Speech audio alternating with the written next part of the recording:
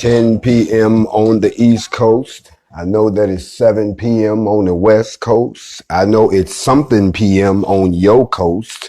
But right now it's Factz Ova Feelingz time on the Instagram, social media, YouTube, Twitter, Facebook coast, the TikTok coast, and every other coast and platform that I have been on. I'm on again tonight. I want to let you all know that I'm a little late tonight because I got to deal with some very, very serious business that's going on in the world. I'm going to have to spend a few minutes and talk about it. And when I do talk about it, I want to make sure that I have the attention of all of my brothers and my sisters. I bid you a shalom. I bid you a greeting. I bid you assalamu alaikum. I bid you peace, love, and light, and welcome to the fourth installment of the course that we are basing on the book of the Nephilim, the Pyramid, and the Apocalypse by Patrick Heron. If you have this book, which is out of print right now, and if you have the e-book, which is something even harder to get, try to follow along tonight. If you've been following along, we have been skimming through this book and showing you the applicability to some of the things we talk about every day. In spite of all the craziness that's going on in the world, we try to make sense out of it because we are the children of who? The Most High. I'm so glad that y'all could come back with me tonight because tonight we got to deal with a couple of things as we continue in the series. I'm so glad that you joined me. I hope you got pen and paper to take note.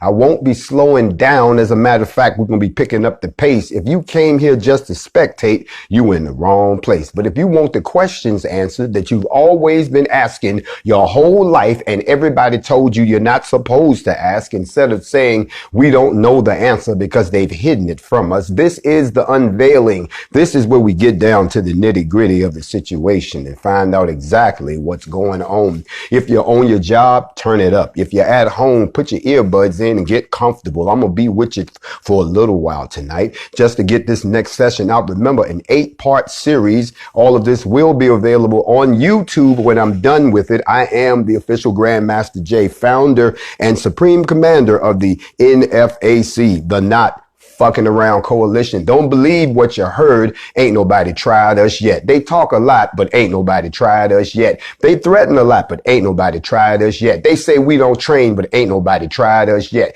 You see, ain't nobody tried us yet.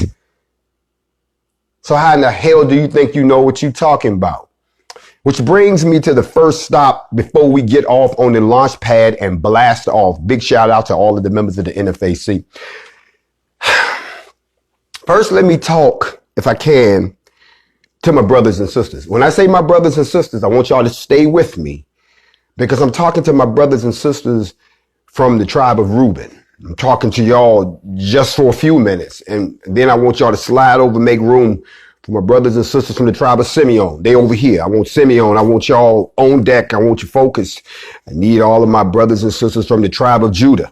I need y'all to pull on up. You can feel it in your bones. You can feel it in your ancestral spirit. Come on over here because I need you on deck. If you come from the tribe of Dan, I need you over here too. When I get to your tribe, get on up, come on down, like they say on The Price is Right. If you are from the tribe of Naphtali, however you want to pronounce it, I'm going to say it the way you're supposed to say it, Naphtali. You better come on down too. That's your tribe. The tribe of Gad, come on down. Asher, come on down. Issachar, come on down. Zebulun, come on down. Don't sit there and look like you don't know what this is. You know you got to be in there somewhere. Zebulun, come on down. Joseph, the tribe of Joseph, come on down. The tribe of Benjamin, come on down. And then most importantly, I have to say it, the tribe of Levi, join me right here as we proceed to get it in real quick. I got to talk to y'all first because what I'm going to say to you, it's something that nobody wants to get around and address. Let me address this. Last night, if you wasn't with us, we shattered several theologies. Some people went back to the temple and said, I want my money back. Some people went back to the seminary and said, I want my money back. I'm paying on the loan. I ain't paying no more student loans because you taught me a bunch of BS. Some of y'all ready to go to church on Sunday, which is not the day that you're supposed to be going. You're supposed to be on the Sabbath, but you know, Constantine changed that to Sunday. So you're going to go to church on the first day of the week and slap the hell out of somebody for lying to you and taking your money at the same time and abusing your kids. That's what you ready to do because that's what happens when you be like, man, I can't believe after all these years they lied to me. They lied to me. They lied to you. Yes, they did. But that's all right because everything that's done in the dark eventually comes to the light. And I find out that the more I tell y'all the truth, the more they hate me.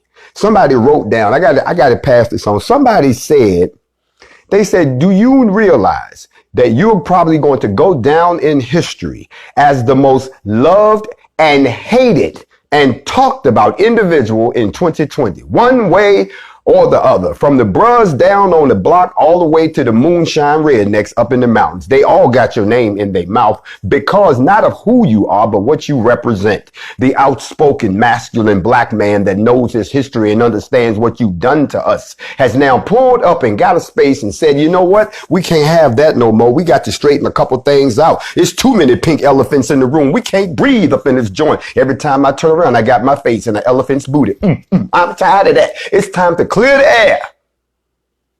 So don't ask me, why is he so angry? Why is he so passionate? Why is he so determined? Where is all this energy coming from? 400 years wound up and then packaged up inside of every ancestor who had sent a proverbial fist into your realm in 2020, struck down and landed and is now operating. And while the rest of y'all sitting back trying to figure out what the hell is going on, the rest of the other people is going, ooh wee. Y'all better turn to somebody right next to you and say, I am ready for this tonight. We about to blast off in here. Got some stuff I need to talk to my people about first. If you come from one of those tribes, only if you come from one of those tribes. If you didn't come from one of those tribes, then you just up in here for nothing. This don't apply to you right now. But don't worry, I'm going to teach a class on those of y'all who are not from the 12 tribes. And that's going to really cook your noodle, because everybody swear up and down just because they got melanin skin. They think just because they can trace themselves back to one of the dark groups that they automatically come from the 12 tribes. But the 12 tribes was a set apart people. They were a special people. They were a chosen people. It's not the fact that they were chosen. That don't mean nothing. It's the fact of who did the choosing. When you think about who chose you, it becomes a whole different story, don't it? It's kind of, okay, so they tell us you got to choose between the lesser of two evils. They wasn't lying, was they? Y'all chose between two evils and you got exactly what you asked for. It wasn't whether you chose between the lesser or the greater. It's the fact that they both was evil in the end. So why are you sitting here with your face all twisted up because the man that's up there acting like you don't exist, don't give a damn about women, act like racism don't exist, encouraging people to do things to you, shooting people at the border, bombing people overseas, letting them rape Africa, and then treat you like you a secondhand citizen? Why are you acting like you surprised? You put them in there. Don't play victim to circumstances you created. Only thing we got to do now is find out which way is up and get on up out of here. Now that I got the tribe on deck, I need you all to understand that there's a lot of confusion about who the tribe is. So before I get into the lesson for tonight, dealing with the Nephilim, I first have to do a little bit of talking to my folks who kind of got it twisted about exactly why we shouldn't be fighting around here, why we are all family. Yeah, we all family. That's the part that blows my mind. When I see certain groups arguing amongst themselves, I'm like, especially if you knew where the tribes was. You know, they tell you the tribes were scattered and we don't know where they went. They took them and they got rid of them. No. The people who scattered them know exactly where they are. Why do you think you don't know your culture? Why do you think they won't tell you where you really came from? Why do you think they gave you a new name? Why do you think they gave you a new religion? Why do you think they gave you a new God? Why do you think they did it? Because if you knew the truth about who you really was, if you knew let me tell you something.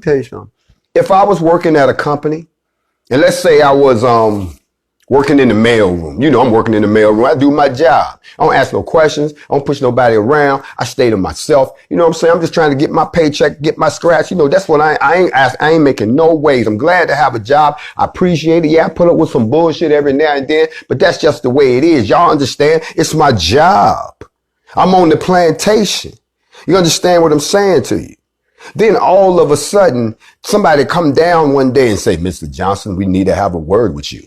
And I'm like, was it something that I did? They said, no, it ain't nothing that you did. Come on, go with us. And they take you out and they say, take your badge with you. You think I'm about to get fired. And they take you, everybody uncomfortable, a whole lot of throat clearing going on. You get upstairs and all these white people sitting around looking real strange. And you walking in like, what in the hell is the problem? And they take you back in this little office. And back there, it's the boss of the boss of the boss. Now, you know, not only are you about to get fired, your ass going to jail. Whatever it is, you got to come up with a story real quick. Like, I don't know what I'm about to walk into, but there's a door right there and a window right there. I am not going in a cage, but you got to go in and check it out because you don't know. And you walk in, heart pumping, eye on the door. Here come the comedy. Eye on the window. I'm talking about real bros. I ain't talking about none of y'all little sissy bros standing there. Well, I'm sorry, I didn't know we ain't doing all of that. They're going to be like, yeah, he jumped out the window. The nigga, he cutting across the lawn right now. There you go. You got to catch me, bruh. I don't care what it is. You got to catch me. So, all right, here we go. I got to tell y'all the story. Y'all think I'm joking. Before I go on, I got to tell y'all the story. This is for those people, and I love to do stuff like this because they set themselves up and it fits right into our story for tonight. But this is for all you people out there who swear up and down that I don't have any combat military experience. And they done made up some bullshit about I was the supply and all that bullshit. They ain't read my 214 or did nothing. I love people like that. But I'll set the scene for you. We were out in the battle box, if you know what the battle box is. If you've ever been to Death Valley in the National Training Center, the cavalry goes out and we do these exercises for like 90 days. We out there in a rotation. They play real war games with real live ammunition, real tanks, all kind of shit going on. You make one wrong step, you get your ass blowed away. Your family get a flag. They call it a training accident. I was in the 3rd Cavalry Armory Regiment, Tiger Squadron. Tiger Squadron consists of tanks, ground scouts, personnel vehicles, people on the ground running around with all kind of shit. Just a bunch of, and it's all men acting completely a fool out there in the desert. So we go out to NTC to do this exercise. Now, at the time, I told y'all that y'all heard the end of the story, but you never heard the lead up to the story. Remember the time I told y'all about we was out in there and they called us up on the hill and they made us stay up on the hill because we complained about the leadership, and they remember that story? This is how it started. So we go out there, we in the desert, and I was the kind of person that I'm sorry, I didn't mind following you, but you had to be a good leader. You had to do more than just tell me what to do.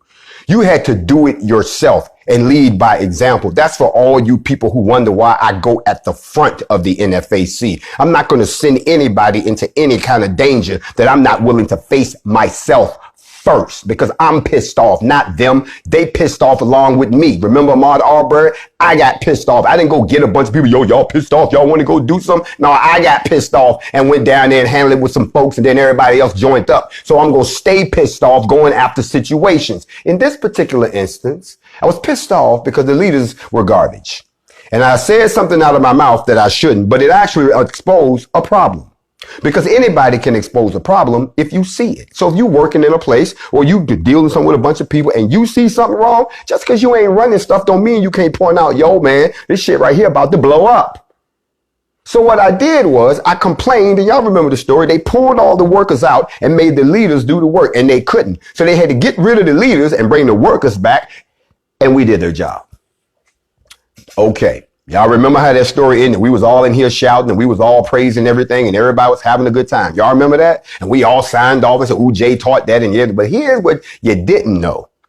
The next day, we were all sitting under the shade, under the camo. We sitting down on our cots, and we cooling out. And I worked in what you call the TOC, which was the Tactical Operations Center. We were the brain of the cavalry. So while the fighters were out fighting, the colonels and all of the plotters and the intel and the artillery combat, I'm giving some stuff away that don't make no difference. They probably do it different now. In communications, we all moved together in a group, a bunch of Bradleys and a bunch of AV-577, which are like track vehicles. Y'all saw somebody stole one in Richmond and drove it down Broad Street about a year ago. Dude flipped out. But the bottom line was we were a bunch of vehicles and we would go places and we were set up and we were the brain. We would transmit all. I was the net operator. I was the voice on the network. So when you got on the radio, I said at the highest level of the network, I could come down on internet, break in, do all kinds of shit. So I'm sitting there chilling and I was actually relaxing. I had a moment to sit back and relax. And we out in the desert, y'all. Don't nobody come out there. Nobody. You ain't gonna see a soul for a minute. It's just you and your boys. And here comes some choppers, some Apaches. You don't see nothing like that out there where we at. What's going on? The chopper came down, the dust was up. We looking, who this? And we saw it was the big dog. It was the regimental colonel that commanded the whole 3rd ACR. Big dog, Colonel Robert Young. Y'all look it up. He got off the chopper. He got all his stuff on, got all his A's with him. We like, oh, somebody's ass is in trouble. Because that's the only thing they did in the cavalry was, especially if you was black, you caught a lot of shit. So we thinking somebody's ass is in trouble. Who gonna get it? And they came over and they had, we had an outstanding command sergeant major that ran the whole operation for the regiment. He was a brother. That's why I respected him. He was a brother and you couldn't talk to him no any kind of way. He didn't give a damn what your rank was. He took care of his men and you wasn't going to treat us no any kind of way. Bruh had been in like 30 some years. I loved him to death. He went over there and he talking to him. I'm like, I know somebody's ass in trouble now because if he talking, he don't look like he over there trying to defend nothing. They over there, they conspiring. So there was this lieutenant that I couldn't stand. He reminded me of the brother that y'all saw me arguing with in the preview of the show coming up. He was a straight conservative if I ever met one. He came over there and he said, Johnson. When he said my name like that, I looked at my boy Fred and he looked at me and I'm looking like, I don't like the way he said that. Understand what I'm saying? So I'm like, I'm right here, sir. And he goes, what are you doing right now? And I said, sir, I'm sitting down, relaxing, sir. I'm not doing nothing. And he said, lace up your boots and report to the sergeant major. Now, I knew that had nothing good written all over it. Anybody who has ever served you get that feeling right here because you don't know what it is, but whatever it is, It was not good. It was too much rank out there on the sand to be calling my name after the stunt that I pulled the other day. See, they were slick like that in the Army. They'll smile with you and tell you that you're a hero, but when they get your ass to the back, oh, it was a rap, Reynolds rap all day. If you ever served, you know I'm telling you the truth. So I looked at my boy and he looked at me and he said, what did you do? I said, I don't know, bruh. And I did just what I'm talking about. I looked to my left and it was a sand dune that led off to the canyons. And I looked to my right and there was more sand dunes that led off to the horizon. And I said, well, shit, if I take off running, I wonder how fast I got to go before they get me. You get what I'm saying? And they just gonna have to chase my ass down, drag me back in the sand. Oh, I'm going out like a straight idiot because I ain't want to face whatever it was. It was too much rank. You see, they can throw you in Leavenworth. You don't want to go to Leavenworth. Nobody want to go to Leavenworth. So I got up, laced up my boots, tried to be hard about it. Y'all know how we do. Kept an eye on the escape route on both sides. I slid over to the sand. Got over there to this lieutenant. I couldn't stand this man. Came over to him. He gave me the ugly eye. I went up there. They had all the brass was standing up there. Sergeant Major was looking at, he wore shades too. He was looking at me out over his shades. Walked up. I was real cool with it. I said, Sergeant Major, Specialist Johnson reporting this order. Sergeant Major, we had to say it both ways. And he said, don't report to me. Report to the colonel. Threw me at the colonel. Just sacrificed me. Threw me under the bus. Headlights, exhaust. Y'all been there. So I turned to the colonel. Sir, Specialist Johnson reporting his orders, sir. Put his hands down and said these words. Publish the order. When he said publish the order, what order? What is this order? Bruh whipped out a piece of paper. Attention to orders. Secretary of the Army has reposed special confidence and trust in one John Fitzgerald Johnson. In light of these special qualities, is hereby promoted, field promoted from specialist to sergeant. Excuse me? You know, all of a sudden it got bright in the room that the angels were singing. Because I thought I was going to my doom. And I wasn't.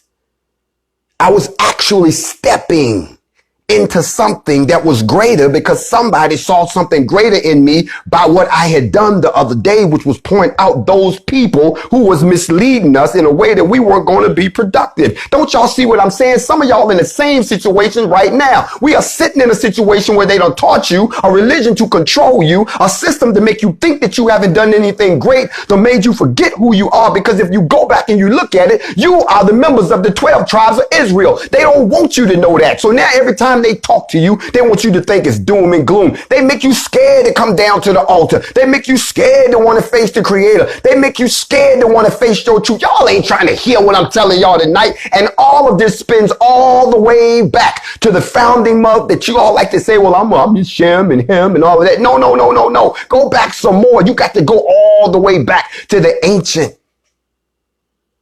And then you'll figure out where you are today. You see, if you're from the tribe of Judah, you are the American blacks. If you're from the tribe of Benjamin, you're the West Indian blacks. If you're from the tribe of Levi, you are the Haitians. If you're from the tribe of Ephraim, you're the Puerto Ricans. If you're from the tribe of Manasseh, you are the Cubans. If you're from the tribe of Simeon, you are the Dominicans. If you're from the tribe of Zebulon, you are Guatemala to Panamania to the Mayans. If you're from Gad, you know that tribe Gad, then you are the Native Americans. If you're from the tribe of Reuben, you are the Seminole Native Americans. If you're from the tribe of Asher, you are from Colombia to Uruguay. You are the Incas. You're from the tribe of Issachar. You are the Mexicans, the Aztecs.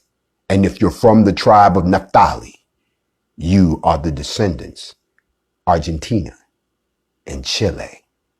That's what they did with the 12 tribes. And they would never wanted you to find that out. So all of y'all that's sitting around fighting each other and hating each other and saying he black, but he ain't black. I'm black and you black. No, you're all black. You're just 12 different types of blacks that have had your mind erased so you don't know who you are. And as long as they can keep y'all fighting amongst yourselves, you will never unify and walk in the true power that you have. Not one tribe, all 12 tribes. If all 12 tribes walk together, matter of fact, it's written, if I can just get 12,000 from each one of y'all to walk together and get the 144,000, which is the same frequency of melanin, you could send up an ancestral noise that's like a weapon. They know that. They don't want you to know that. Matter of fact, I guarantee you before this is all over, if you're not recording this one, it won't be around when I go to do the countdown. They gonna make sure he done went out there and told them who the hell they was. I don't care. I'm gonna say it again. The American blacks, the West Indian blacks, the Haitians, the Puerto Ricans, the Cubans, the Dominicans, from Guatemala to Panama, the Mayans, the American indigenous, the Seminole indigenous, Colombia, the Uruguay, the Incas, the Mexicans, the Aztecs, and Argentina and Chile. You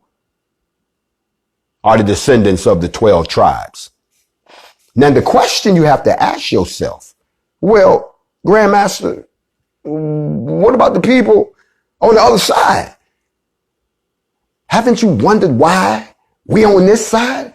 Obviously, there was something going on the other side that the descendants of the 12 sons, they had to get away from that. Now we get back to what we proved last night. Last night, we proved to you that for those of y'all who say, well, I don't believe in the existence of God, you got to show me proof. Look no further than the pyramids and the book of Isaiah. That's your proof. But you got to remember something. If the Nephilim built the pyramids as a representation of Isaiah 19, if they did it and black people didn't do it, then where were the black people? Well, the black people at that time would have been us, the descendants of the 12 tribes. Of course, we wouldn't have been there. After the flood, the Nephilim arose again. And all these places that you hear about, all these different civilizations that they have to dig up and find, it's because we weren't the ones inhabiting those areas. The Nephilim were. So where were we? On the other side.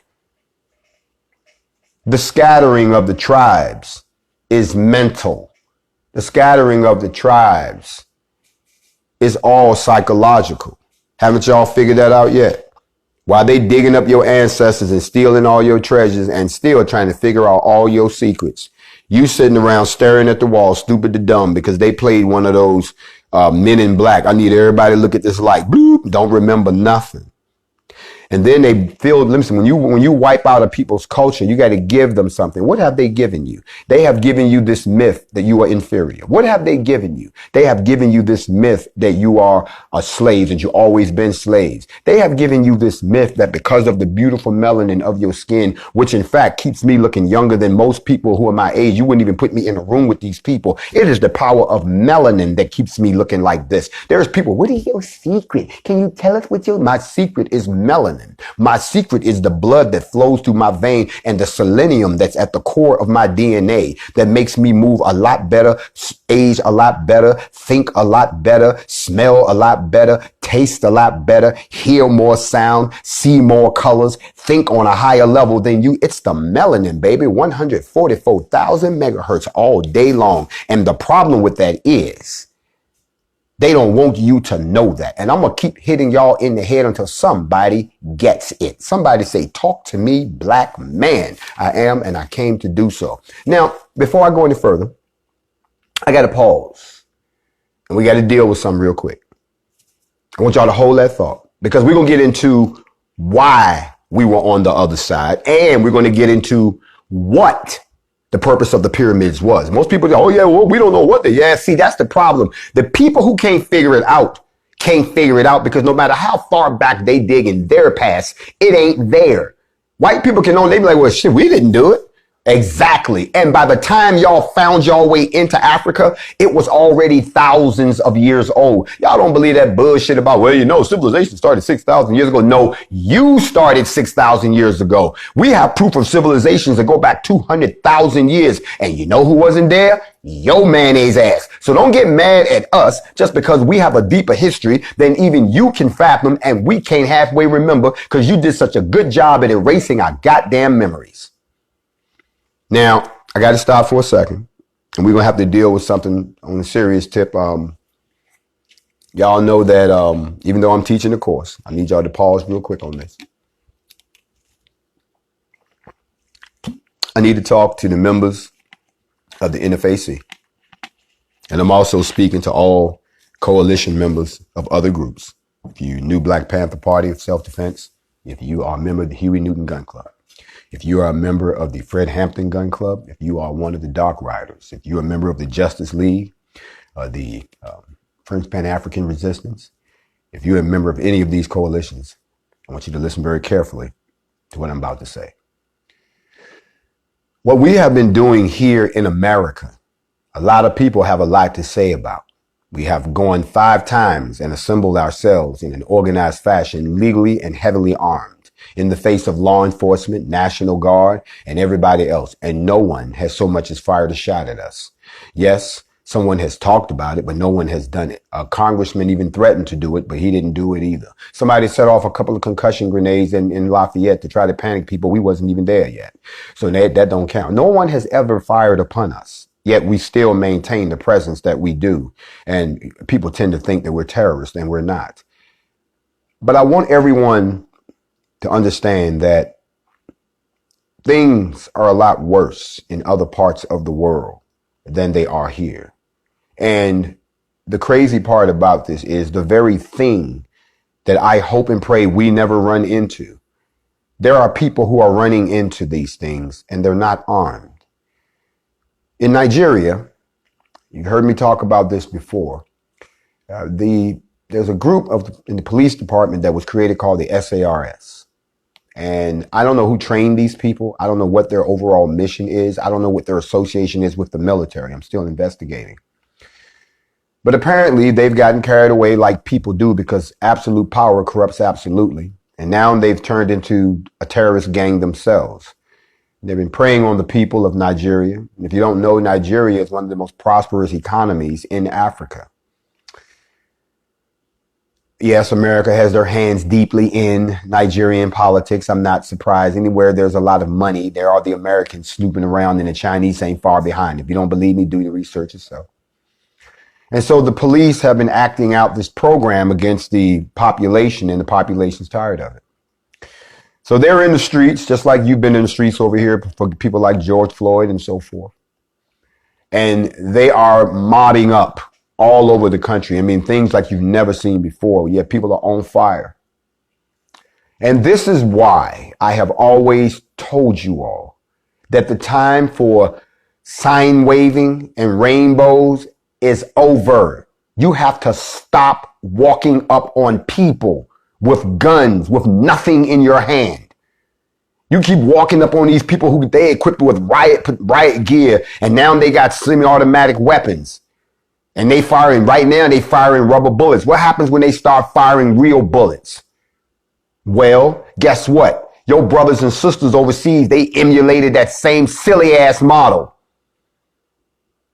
and walked up on SARS and walked up on the Nigerian army. And now we got videos leaking out of these people getting their brains blowed out. Literally. Standing there chanting and shit. You're killing people, y'all. And nobody has any firepower. Now you see why they look at you the way they do? Because if they could have what we have, and y'all wonder why these white people so afraid of y'all going off. Now, if I couldn't watch no more of these videos. These people just as fired up as you are. And they looking to their brothers and sisters here in the United States like y'all just gonna ignore this shit.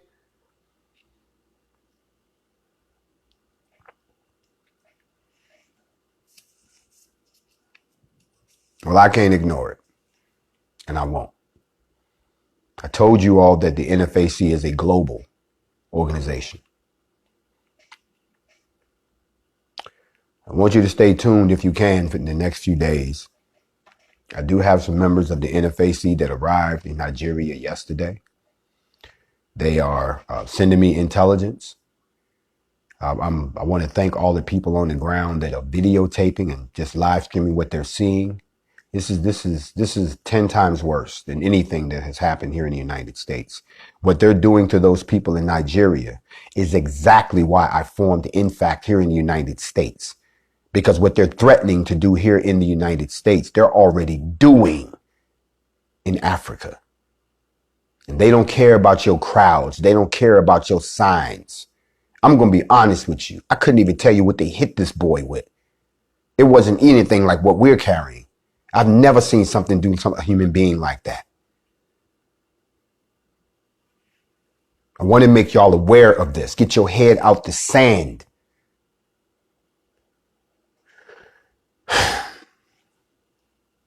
My love for my people is not just for those in the United States.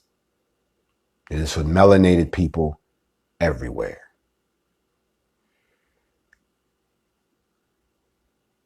And I'm very disturbed. I am. To the people in Nigeria, please be aware that I am aware. DJ Switch on the ground in Nigeria, I got your messages. I am aware. And to my friends on the other side of the ocean, I am aware and I am available. I want to make y'all aware of that before I move on. Because just because nothing hasn't happened over here doesn't mean that you won't find yourself wrapped up in something over there. You figure it out. Okay, now that I have put everybody in a somber mood, let's go ahead and move back to the teaching at hand as we jump right back into the Nephilim and the pyramid of the apocalypse.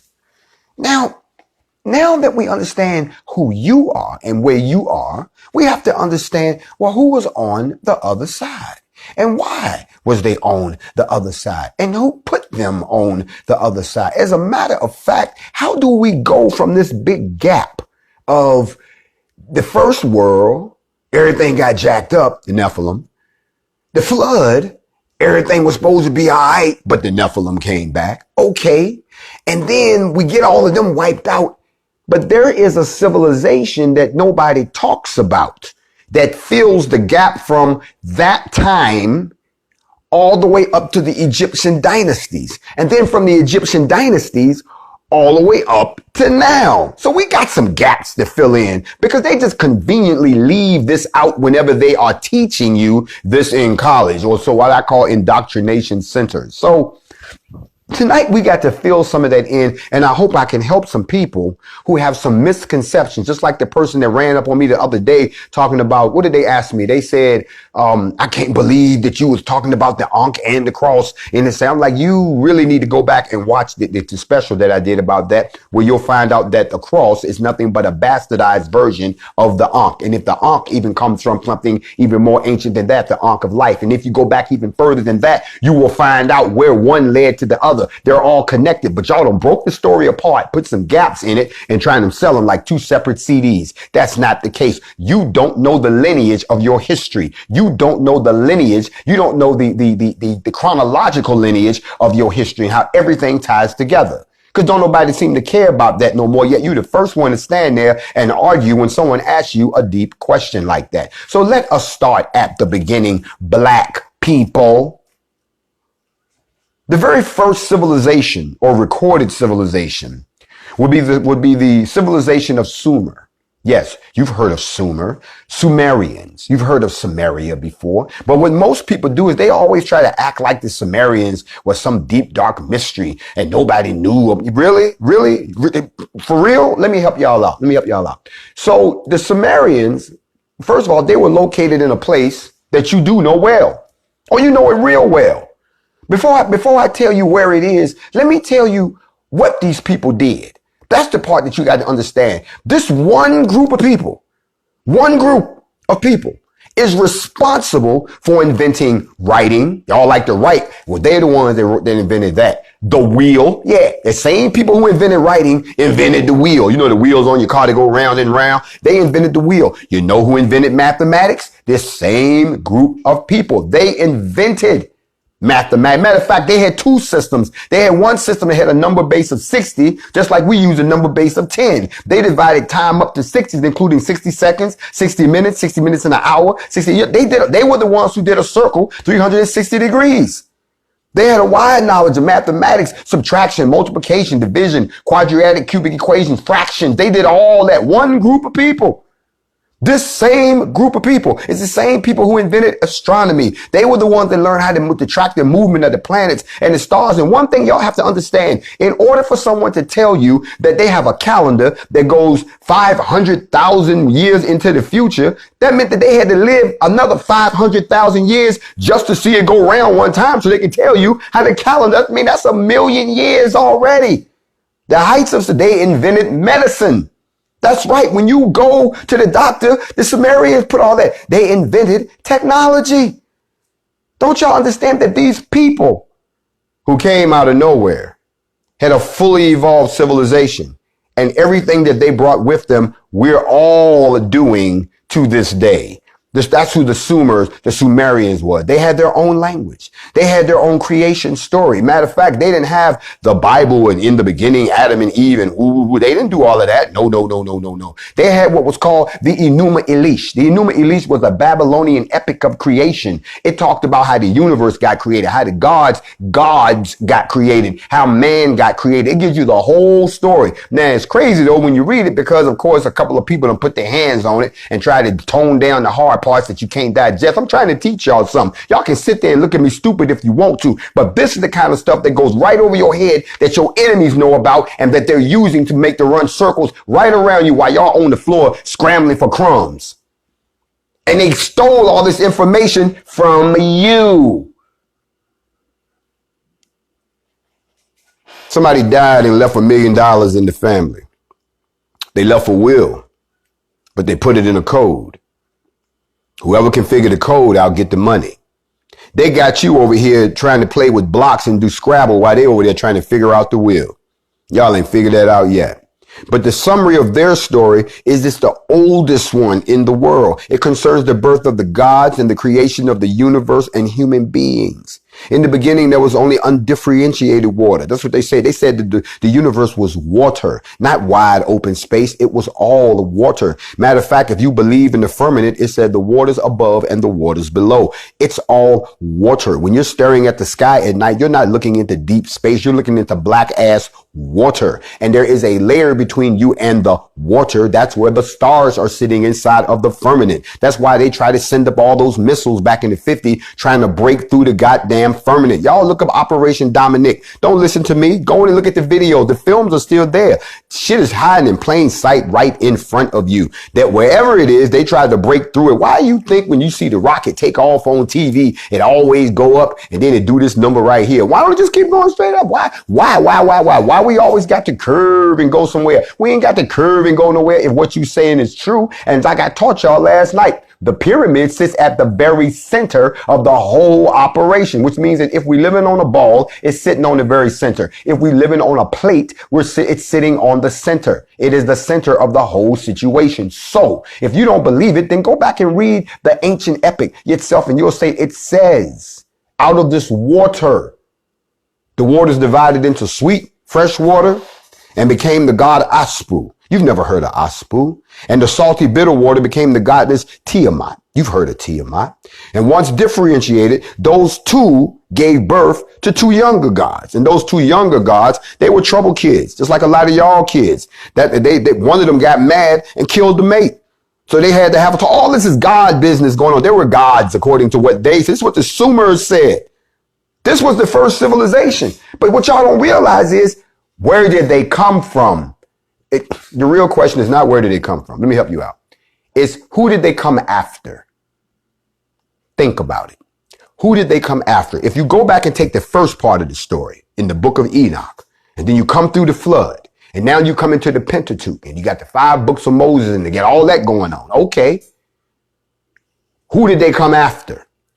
Because no matter what culture you go to, it's the same story, just told different ways. Matter of fact, y'all remember when y'all was in school and they used to play Pass It Down? Remember Pass It Down? They would tell one person something, and you're supposed to whisper it into the next person's ear, and by the time it come all the way back around, it was all messed up. Remember that? That's Pass It Down. What makes you think that hasn't happened with history? That's been passed down, stories that have been passed down, and then inject an evil element that is willing to change the story on purpose? And you don't even see where you living at. But anyway, when you get into that whole story, if I can entertain y'all for a second, there was another god named Quengu who advised her to make war on the younger god. So Tiamat rewarded Quengu with what we call the tablets of destiny. Sound like something out of a movie, don't it? That legitimizes the rule of God and the control of the fates, and he wears them proudly as a breastplate. So he had control of everything. He carried it around with him. Okay, now Quengu was supposed to be the champion of Tiamat. Okay, so they could summon the forces of chaos and they could create these 11 horrible monsters, and all this stuff got crazy and her children got ate up. See, this is all in that. They wrote this. I'm just telling you, if you go and you decipher the language, this is what it's going to say. And then all of a sudden, 2 characters that you should be aware of come into play, because a lot of y'all use their names and don't even know it. One of those was E and the other one was Enki. Then the younger of these guys used to fight against Tiamat until from amongst them emerged the champion. That was Marduk. And then Marduk, he swear he's going to defeat Tiamat. Now, when I finish telling y'all this story, I'm going to blow your mind, because what ends up happening is Marduk defeats Quengu and kills Tiamat by shooting her with an arrow, which split her in 2. From her eyes flow the waters of the Tigris and Euphrates River. Don't y'all know I'm not talking about gods? I'm talking about planets. Whoever wrote this story is telling you that there was a celestial event and that one planet was split into 2 and that was a water planet. And that planet collided with another planet that formed Earth. Why do you think 1/2 of this planet is all water that you can't drink, that has life forms in it? That, don't you know the oceans are less explored than space? They don't know what's in the waters. Remember, 80% of this planet is water. Think about it. Water over mountains, lands you've never seen, all kind of life forces, stuff that's so big you wouldn't even see it if it came round. Well, that's the story they're telling here. They also want you to believe that the remains of one of those planets has become the asteroid belt. That's why there's no planet there. It makes sense to a common sense person. But if someone wants you to believe their myth, they try to tell you that don't think like that. Don't think like that. Don't let your common sense tell you that. Don't let the spirit don't let what the creator gave you, the good sense that he gave you, make sense. Don't do that. I know y'all don't want to hear this, because it shatters your theology. It takes you out of your comfortable zone that you think you're going to work your whole life and we're going to put you in a casket and put you in the ground and you're going to be up there in heaven. You see, that's a child's fable. Something you tell to a child to make them sleep at night. Tell them that the boogeyman in the sky sees everything that you do. That way they don't have to look over you when they're around. That's something that a master would tell you. Tell his slave, don't be messing up now. You know he watching. Ooh. Y'all bought it. Hook, line, and sinker. You should take some time to read the Enuma Elish. The Enuma Elish would be the inspiration for the Hebrew scribes who created a text now known as the biblical book of Genesis. Prior to the 19th century, the Bible was considered the oldest book in the world, and its narratives were thought to be completely original. In the mid-19th century, however, the European museums, as well as the academic and the religious institutions, they sponsored excavations in Mesopotamia. Let me tell you what I'm talking about. Mesopotamia. You don't know the name of Mesopotamia today. You see, it was called Sumer. Then they called it Mesopotamia. Now they call it Iraq. The very hot spot where the United States and every other country has been bombing the shit out of and going in there looting and stealing. What do you think they're looking for? Why do you think they're still attacking the very place where it all began? Why do you think they don't care about those people that's there? Because those people are not the indigenous people. The indigenous people were removed long ago because those lands became inhabited by the Nephilim. The Nephilim took over that whole area and did amazing things. What do you think those white people are over there looking for? Oh, you still don't know what Iraq is. There's no such thing as the Middle East. It's Northern Africa. Now, let's talk a little bit about our friends, the Nephilim. You see, the Nephilim, they lived everywhere from Northern Africa all the way up to somewhere near, I would say, southern portions of Syria going into Asia. They controlled all of that. Any biblical story you read, there's the Canaans. They were filled with the land of giants. They weren't giants, they were Nephilim. And they inhabited all the way down to Egypt. So now if you understand where the Nephilim were, you'd understand why they built the pyramids. Where were we? On the other side, doing our thing. How many of you all know that the word Brazil is Hebrew for bronze workers, and that when white people first showed up on the continent, they found a bunch of people speaking what? Hebrew. 12 tribes. I'm trying to teach y'all something tonight about the Nephilim and who you are, because last night I posed a question that nobody wanted to talk about. And that is, if you don't believe any of this, then you have to ask yourself this question. If you don't believe in the Nephilim, then black people built the pyramids and we're super gods on this planet. But if we didn't, then you have to admit that there's a spiritual created being that birthed these abominations called the Nephilim, who wanted to ascend back into heaven and they couldn't. So they built the seat of God at the center of his creation, almost as an insult to him or as a beacon to say, this is our world. And somebody put an end to all that shit. And now we're left living in the aftermath with amnesia. And the very creatures that we were always warned about, the wild man from the north, now dominates this entire planet. And we're still walking around like we don't know what to do. They blowing our brains out on the streets of Africa. They shooting us in the back like we animals on the loose in America.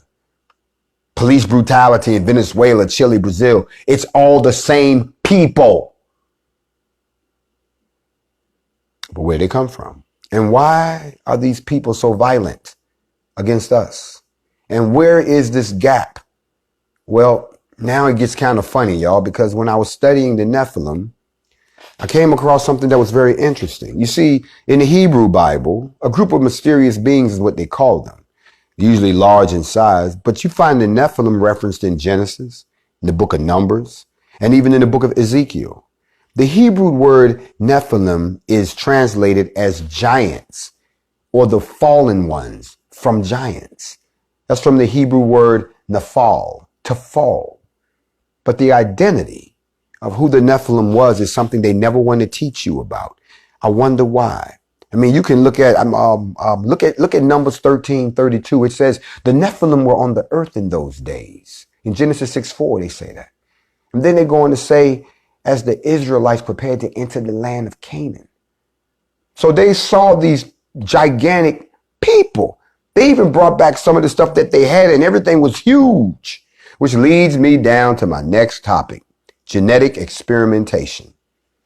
Oh, we about to make some people mad now. Told y'all last night, and if you have the book, The Nephilim, The Pyramid and the Apocalypse, there's an actual chapter that you all can join me in. I'm not going to dive into it too deep, but this is why it pays to have the book. If you go to the chapter called The Space Odyssey, the Space Odyssey.